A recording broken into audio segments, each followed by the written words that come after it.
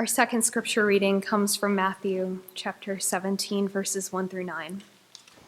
6 days later, Jesus took with him Peter and James and his brother John and led them up a high mountain by themselves. And he was transfigured before them, and his face shone like the sun, and his clothes became dazzling white. Suddenly there appeared to them Moses and Elijah talking with him. Then Peter said to Jesus, "Lord, it is good for us to be here. If you wish, I will make 3 dwellings here, one for you, one for Moses, and one for Elijah." While he was still speaking, suddenly a bright cloud overshadowed them. And from the cloud a voice said, "This is my son, the beloved. With him I am well pleased. Listen to him." When the disciples heard this, they fell to the ground and were overcome by fear. But Jesus came and touched them, saying, "Get up and don't be afraid." And when they looked up, they saw no one except Jesus himself alone. As they were coming down from the mountain, Jesus ordered them, "Tell no one about the vision until after the Son of Man has been raised from the dead." These are inspired words for the people of God. Thanks be to God. So I am about to finish my Master's of Divinity at Drew Theological School in May, and I have learned a lot in my program and through this experience. One of my favorite things that I've done that's a requirement for the program is take a cross-cultural class. You basically are required to go for about 10 days to a culture or country that you've never experienced before. So I chose to go to Israel with a group of 18 other students and 2 professors in January of last year. This was my first time ever actually traveling out of the country, so I was very, very excited. So after about a 10-hour flight, we got off the plane, and our first stop wasn't to the hotel. It was to Mount Precipice, actually. We were going on a hike. It was located at the southern edge of Nazareth. This mountain was believed to be the site where Jesus went away after the people of Nazareth rejected him. So the bus took us about halfway up, and then we hiked the rest of the way. I didn't quite realize how high up it would be until we got all the way to the top. But, barring that, the view was absolutely stunning. You could see for miles, and you could feel God up there. But I also, as I was taking in the view, I also noticed that there were 2 very distinct types of people in my class up on that mountaintop. The first type of person was the people going to the edges of the mountain, looking as far and wide as they could go, taking beautiful photos and generally enjoying the adrenaline rush of standing on the top of that mountain. The second type of person, which I found myself falling into, were those of us who, we knew the view was beautiful, but we also knew how windy it was and how there was nothing to grip onto for balance, and when we looked off into the view, all we saw were the various rocks and trees we'd get impaled upon if we were to fall off the side of the mountain. So those of us in that group, we all kind of huddled together in this big old group hug as far away from the edge as possible because we figured, the wind can't take us all if we stick together. So we hung out up there for a little bit. We listened to the tour guide, but as we were walking back down the mountain so we could get to our hotel, I was chatting with my other classmates about the experience, and I was kind of kicking myself for not being able to enjoy the view more. I got some decent photos, and I was glad I even got up there in the first place because, let's be honest, I didn't think I could do that. But I was also really annoyed with myself for being so afraid to go up to the edge and stand there in awe like my classmates. I think this is something that happens a lot in life.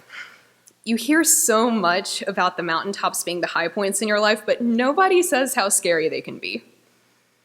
Sometimes we get so invested in staying where we are that we wouldn't even know what to do with ourselves if our situation changed for the better.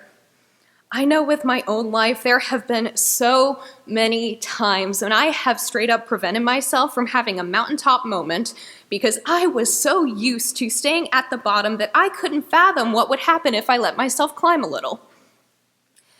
In our passage from Matthew today, when Jesus, James, John, and Peter got to the top of the mountain, Peter said, "It is good for us to be here." To me, that shows that Peter knew how good it was to finally be on top of the mountain when everything had been so low. Seriously, let's look back just a little bit. Just a few days before them, Jesus foretold his own death. That's really depressing. And scripture also says the mountain was very high, so the journey to get up there must have been quite difficult. It was just the four of them, and they had to work very hard to even get to where they were. And then, after the gigantic voice came down to tell Jesus he was beloved, his friends were scared to death, much like I was on that mountaintop. Jesus told them to get up and not be afraid. Now, I don't know about y'all, but when someone tells me I don't need to be afraid, I think they're kind of full of it.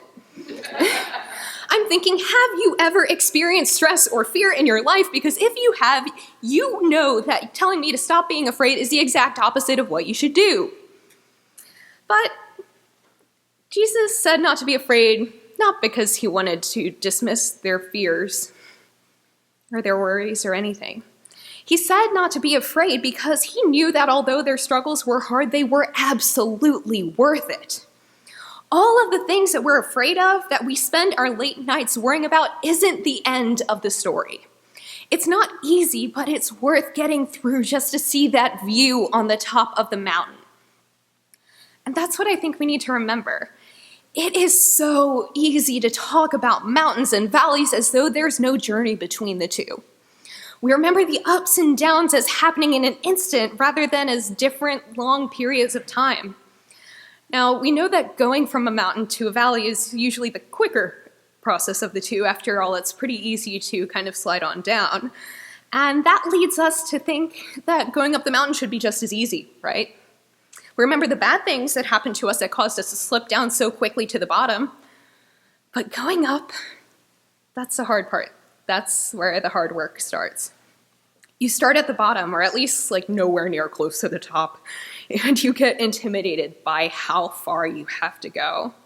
If you get over your intimidation and actually begin to make your way up the mountain, you have to stop a whole lot because your legs hurt and you need a drink of water. You might get about 2/3 of the way up and stop and get frustrated and regret not preparing better for your hike up. And sometimes you get tired and you stop and look down and think, how in the world did you get yourself down there in the first place?